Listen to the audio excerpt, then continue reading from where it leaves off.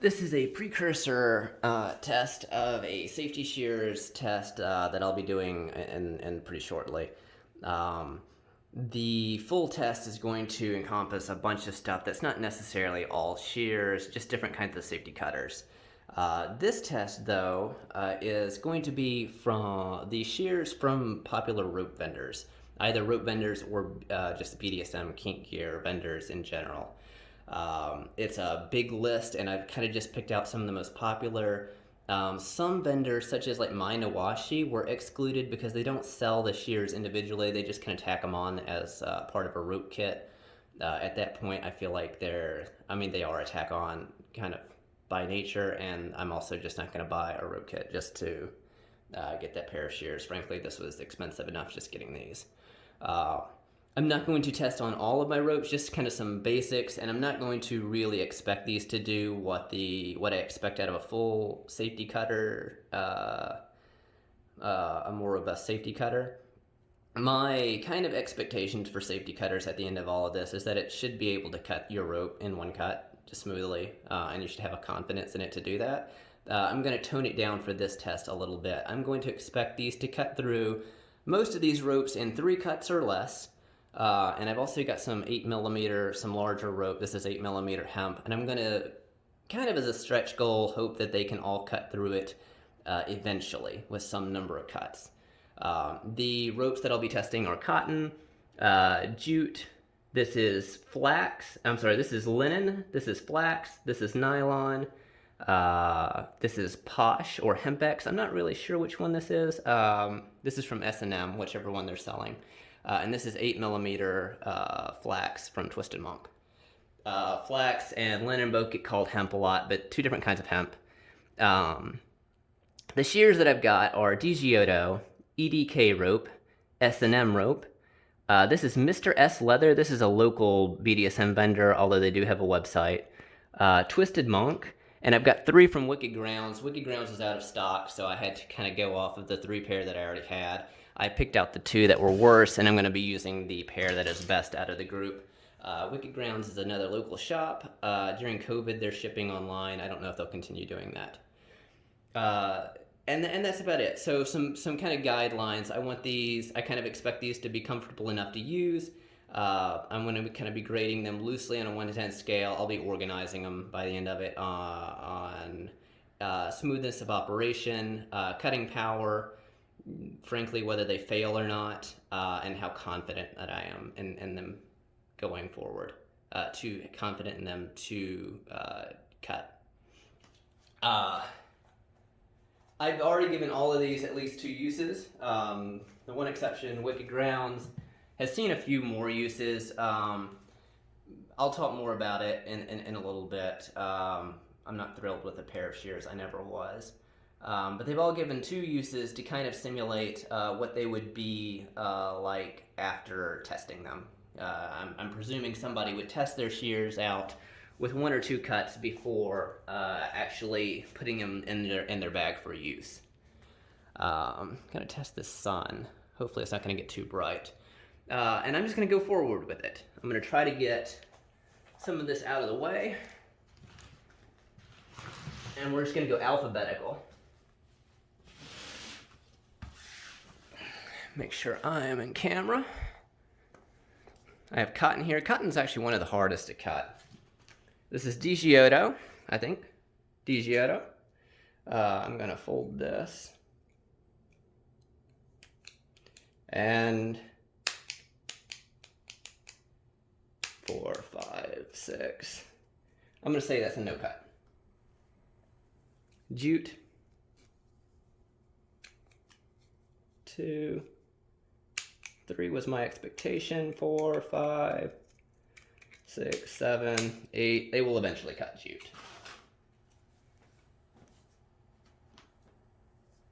This is flax hemp. This is from EDK rope, I think. 1, 2, 3. They will eventually cut this.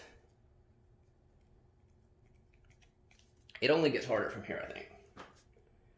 I should I should probably test actually cotton later in the test.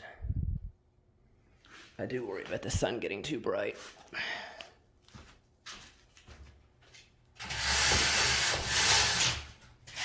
Came out from the clouds.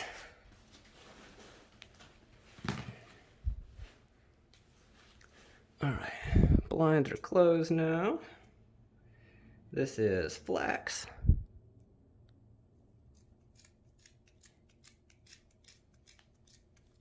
They will eventually cut flax. Flax appears to be a little bit easier than linen. That's not actually that surprising. Oh dear. So now we've got nylon. Oh my god. This is going to be a no cut. I'm going to say that's essentially a no cut. And I'm going to stop it there. It doesn't get easier from there, I don't think. I guess I will. I'll try posh just to see if I'm wrong. This actually may be easier to cut than nylon. This may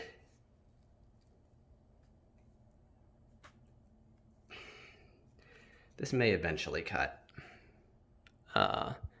Djodo. EDK. I'm gonna put cotton back on the list a little bit. I'm gonna start from the easiest. The easiest was jute.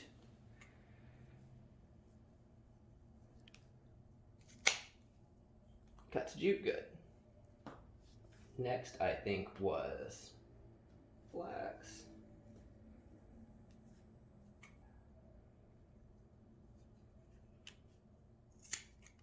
Two. Linen.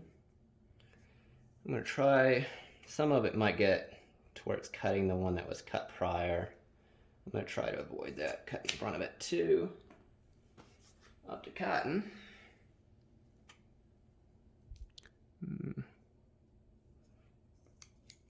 Two, three. Actually got cotton. Let's see. We're up to nylon. Now, we're going to do posh first. I feel pretty confident. I'm going to cut right over the other one, save some rope. 1, 2. Yeah, it would have cut in 3 for sure. Nylon. Back forward. 1, 2, 3, 4.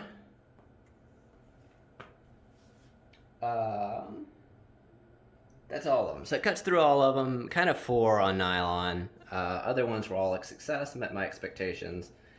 Stretch goal. This is 8mm flax hemp from Twisted Monk. Goodbye whipping.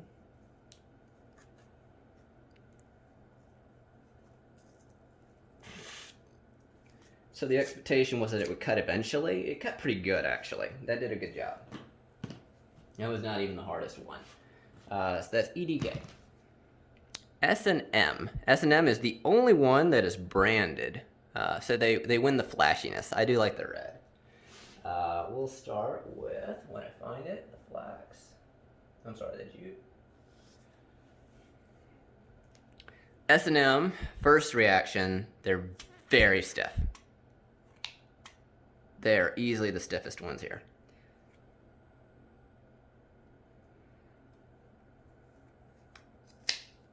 One, jute goes fine. This is linen, this is flax. Oh my god, it's stiff. I don't like the stiffness. I do like the red color. I do not like the stiffness. Goes through flax just fine. That should be back further in the jaws. That cuts through linen just fine. That takes us to cotton. Cotton just fine.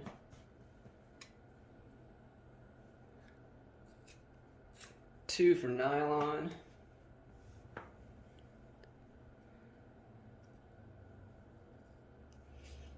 Oh dear God, this is hard to cut. 3 for hemp. This cuts almost anything in one. This is actually really impressive. I didn't expect a lot out of S&M. I expected these to be throwaways with some branding, but I was actually pretty impressed with that. Mr. S leather. I also had pretty low expectations of this because they're not primarily a rope bender. Let's start with jute. Where's the jute?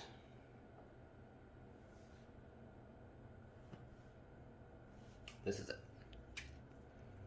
Very loose. Kind of like a rattle to it. 2 for jute. Almost 1. This. 2 or 3, kind of depending on what you call a cut. Linen. 2 for linen. Not 100% confident on the flax is harder to cut than linen. 2 for cotton. That was actually really good.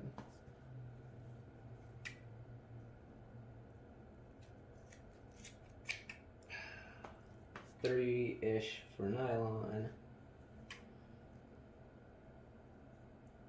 Oh dear God. About 4 or 5 for posh. And the stretch goal. Maybe it shouldn't be a stretch goal. 3 good cuts. That wasn't that bad. That is Mr. S leather. 2 more.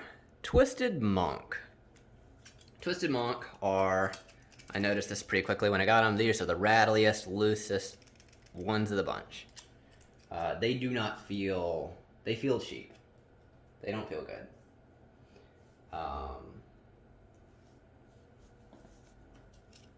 Jutes. 2, 3, 4, 5, 6, 7. It's a fail. This is their own product. The Twisted Monk on Twisted Monk. 1, 2, 3, 4, 5. I'm trying to press them in. 6, 7. They're just kind of spreading really easy. That's a fail. Linen. Put it a little bit further. Maybe helps. 2, 3, 4, 5, 6, 7, 8. Not a lot. 9. I get the feeling there's like spots along the blades that are more contact than others because they're so loose. They're not put together really well. Let's see. So that takes us to cotton. Don't have a lot of confidence in this one. Nope. Nope. Because cotton is a looser lay. I might could actually eventually get this.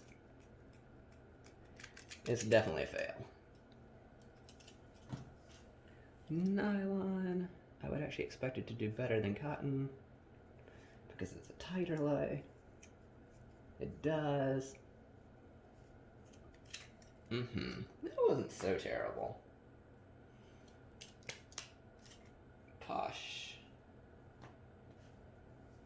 Hempex. I do wish I knew which one this was. Actually, I think it's Hempex, if I remember correctly. I don't know if I know that. Again, it's whichever one S&M is making. It does eventually cut. And this is just going to have to be a sawing. So I'm going to put it in the back of the blades and cut it just a little bit at a time. And I think it'll eventually cut.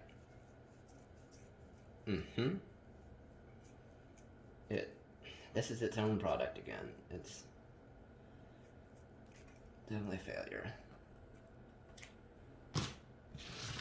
And Wicked Grounds.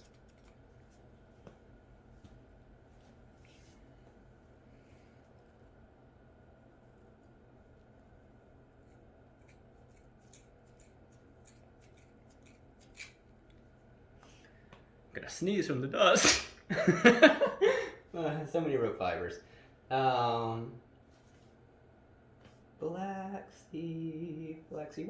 Here we go. To the back of the jaws. I'm learning. For these cheap ones, you just got to go all the way to the back of the jaw. They don't cut that well. They don't have a lot of power behind them. They separate.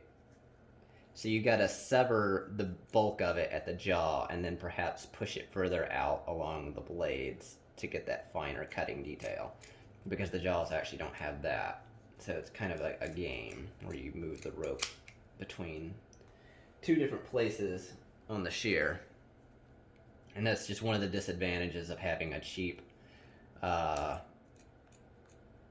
pair of shears. Will it eventually cut? Like, I'm holding the rope down on two ends to give it a lot of tension. Under a real world circumstance, this is going to be significantly less the case. Like, its performance would be less. This is just kind of ideal situation. All the room I need to cut, etc., etc.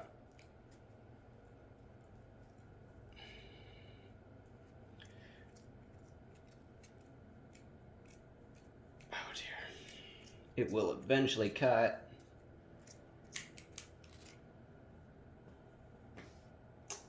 I've done posh, I think.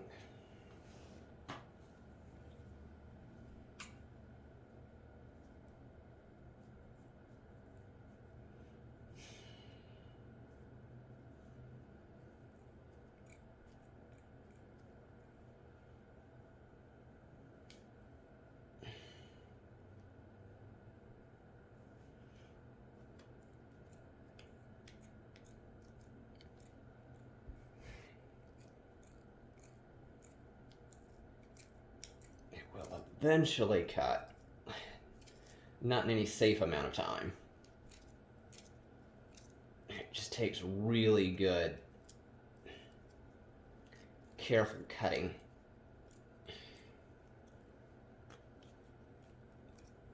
I'm almost willing to call this a no cut. Okay, so now, given what I know, I'm going to revisit the Djodos, because I'm thinking I may not have been applying the best cutting technique. It's doing what I expected a normal pair of shear to work. So just to give them a fair advantage, really quick, let's move this all the way to the back of the jaw. Or maybe they really just were that bad. Yeah, that's almost like a no cut on the Jew. I'm taking back what I said. I think they're actually about as what that first test showed. Okay. I'm going to call that a no cut. Or eventually we'll cut. I'm not going to go through that. So that's a test of store-bought, like vendor purchased shears. My general takeaway is I was extremely impressed that S&M has clearly actually done some work to make a decent product. Most of these the actual performance of these shears, I can only imagine, was a secondary consideration to things such as like how much they're paying and how much money they can make off selling them. Not a lot of these shears gave me any confidence that the maker or the vendor had put any real effort to making sure this was a viable safety product. Sure don't like the stickiness of this. But performance-wise, for common stuff, these S&M shears would probably work. I think these are about $10, though. There are cheaper options from other places. Just to give a comparison, I'm going to take the biggest, baddest pair of shears that I own. I've already done one video, and I feel pretty confident that I can use these a lot without them getting dull on me. I expect a shear to do, and grab some other shears, to be able to cut that with one cut. So these don't perform. Did these cut with one cut? You know, honestly, well, these are going to go, I did say that I was going to pick the best ones to move forward into the other test. These are going to go forward.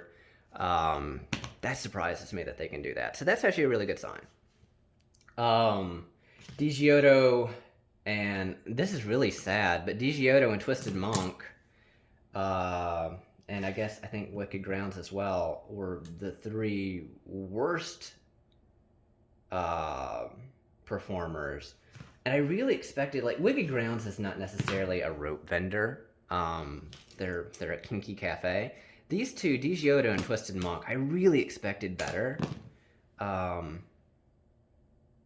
but that's how it is. EDK was a decent performer for, you know, what I expect out of a vendor.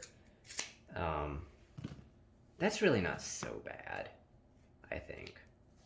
And Mr. Less Leather surprised me because they're not a rope vendor at all. Like, they have a couple of rope options. And that isn't terrible. So that's my takeaway. Quick video. Basic rule is, like, if you just needed a pair of shears and you're already purchasing something from S&M, or maybe even EDK, you can go ahead and buy the shears. But mostly, for the price, I think the other test is going to show for the same amount of money, you can get a better pair of shears, and all of these are to be avoided.